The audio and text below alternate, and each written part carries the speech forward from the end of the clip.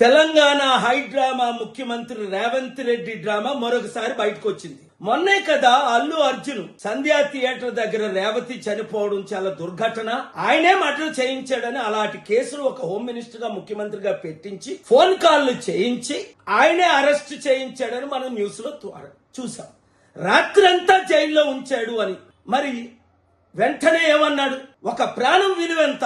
అబ్బా తమ్ముడు, మరి నువ్వే కదా అన్నావు మేము బెనిఫిట్ షోలకు పర్మిషన్ ఇవ్వం, టికెట్ల రేట్లు పెంచమన్నావు. మరి ఇప్పుడు చిరంజీవి కొడుకేదో సినిమా వచ్చిందట కదా, గేమ్ చేంజ్ ఏదో, మరి దానికి నువ్వు టికెట్ల రేట్లు ఎలా పెంచావు? బెనిఫిట్ షోలు ఎలాగిచ్చావు? రోజుకి 4 నుంచి 6.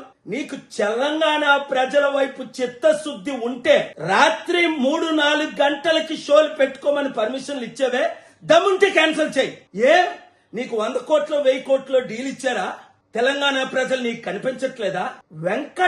దిల్ రాజు అనే పేరు ఆయన నాకు తెలీదు, ఆయన మీ బంధువు అట, మిత్రువు అట, వెంకట రమణారెడ్డి అట. అంటే ఒక రెడ్డి వచ్చి ఈ రెడ్డితో మాట్లాడితే మీరు డీల్స్ చేసుకుంటారా? తెలంగాణ ప్రజలారా, తెలుగు ప్రజలారా, చిత్తశుద్ధి ఉన్నవారంతా రేవంత్ రెడ్డి ముఖ్యమంత్రిగా ఉంటుండగానే తెలంగాణ సర్పంచులను చిత్తుగా కాంగ్రెస్ తరఫున పోటీ చేసిన వాళ్ళు ఓడిద్దాం. మన బీసీ, ఎస్సీ, ఎస్టీ, క్రిస్టియన్, ముస్లిం సత్తా ఈ రెడ్లకి చూపిద్దాం.